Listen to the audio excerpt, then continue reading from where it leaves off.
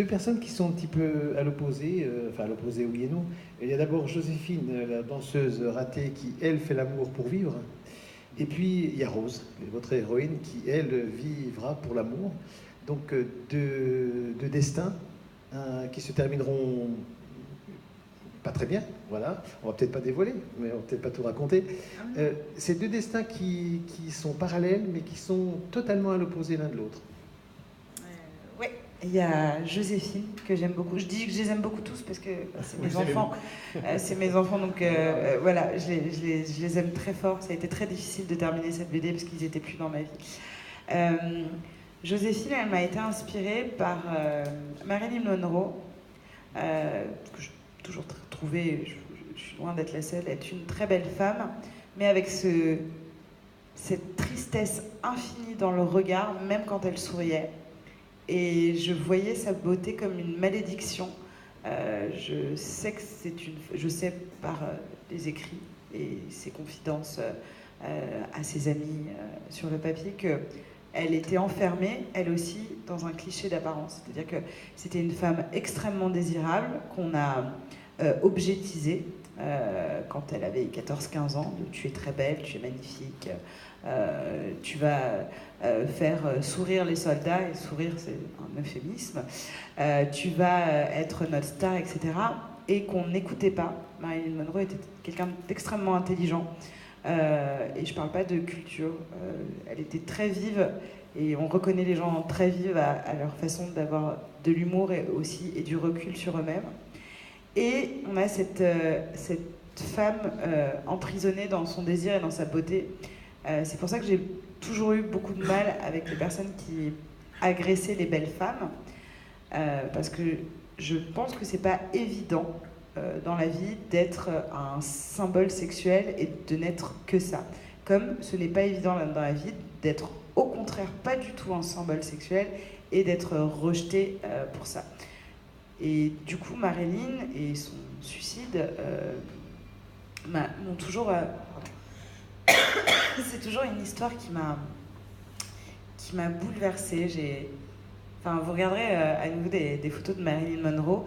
Vraiment, même ses sourires sur la plage, il y a un voile hyper sombre et hyper triste.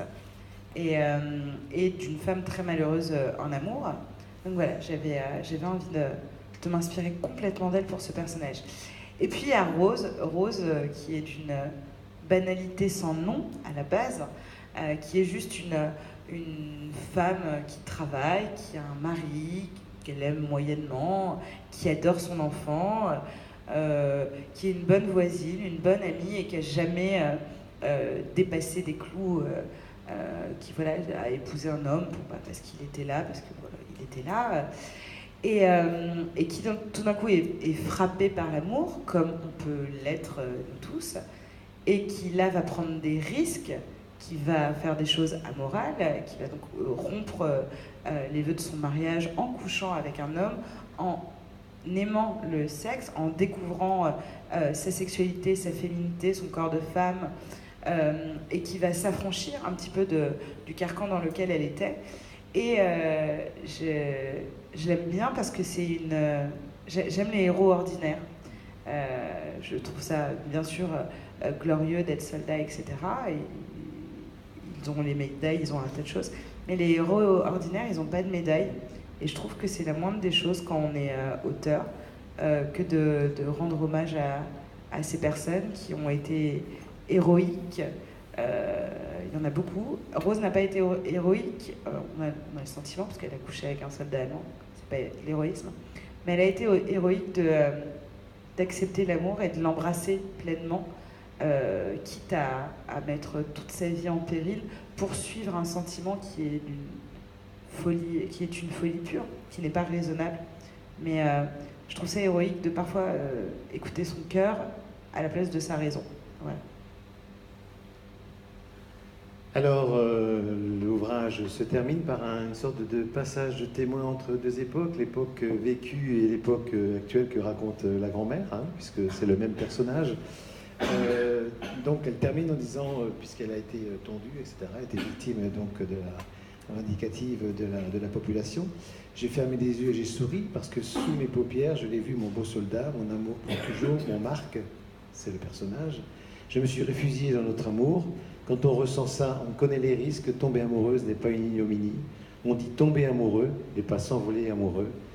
Oui, ton cœur risque de se fracasser contre la vie. Et là, la grand-mère prend le relais en disant à sa petite fille, mais pour rien au monde, ça ne doit te faire peur, ma petite fille. Alors je t'en prie, ma chérie, sois heureuse d'aimer et choisis toujours la vie. Voilà. Je suis géniale. Non, c'est assez émouvant, c'est vrai, ce passage. Oui, parce que je suis une amoureuse romantique. Ouais, pardon. Je suis une amoureuse de l'amour. Je trouve qu'il y a suffisamment de choses tristes et moches dans ce monde, et je parle pas que de notre époque actuelle.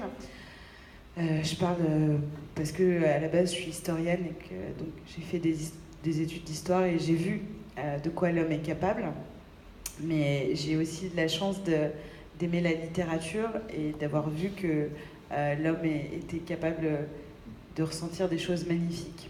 Comme je suis du genre à voir le verre à moitié plein, j'ai choisi de voir tout ce qu'il y avait de joli. Et ce qu'il y a de joli et que personne ne peut enlever, c'est l'amour. C'est-à-dire que l'amour, il meurt pas quand il y a la guerre, il y a des gens qui tombent amoureux. L'amour, il meurt pas quand il y a des attentats, parce que c'est ce qui s'est passé le 13 novembre. C'est-à-dire que, encore une fois, personne ce soir-là ne s'est insulté, n'a critiqué son voisin. Juste, on a été tous... moi, je suis parisienne, donc ça a été très particulier pour moi cette nuit-là. Et bien pire pour certains proches. Ce qui est ressorti à ce moment-là, c'est toujours de l'amour. Dès qu'on est en situation, dès qu'il y a des décès dans les familles, etc., il y a de l'amour qui surgit. Et je sais que, quoi qu'il arrive, dans la noirceur, moi je vois toujours cette petite lumière au bout du tunnel, qui est que on est doté d'une formidable chimie de notre corps, de nos hormones, de nos cerveaux, et cette combinaison-là nous fait ressentir des choses très fortes et très profondes. Et quand je parle d'amour, je ne parle pas d'amour forcément amoureux ou romantique, je parle aussi de l'amour qu'on peut ressentir pour des inconnus, l'amour qu'on peut ressentir pour nos amis, pour nos enfants, pour notre famille, pour l'empathie, parce que l'empathie est aussi de l'amour, c'est-à-dire que même si on n'est pas concerné directement par les choses, on peut souffrir de la souffrance des autres.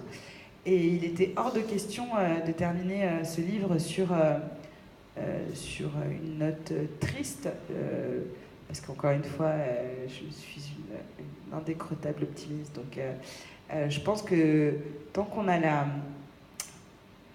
cœur qui bat, même si on est très malheureux, moi je sais qu'on est capable et qu'on n'est pas à l'abri d'aimer encore. Et vraiment, je ne parle pas que de rencontrer un homme ou une femme, etc. Mais on a cette formidable chance, et je trouve ça très dommage de la gâcher en occupant notre vie à autre chose que d'aimer. Donc je pense que j'aurais pu écrire des paroles pour Céline Dion avec ce discours. Mais moi, ça ne me dérange pas d'être... j'avais un peu peur qu'on se dise, oh, c'est un petit peu mièvre, etc. Mais même si on me le disait, j'accepterais volontiers. J'ai une grande fierté à être mièvre et à parler d'amour. Et puis je pense qu'il y aura... Enfin, tant qu'on me donnera la parole, je prêcherai celle-là, ça c'est sûr. Donc voilà.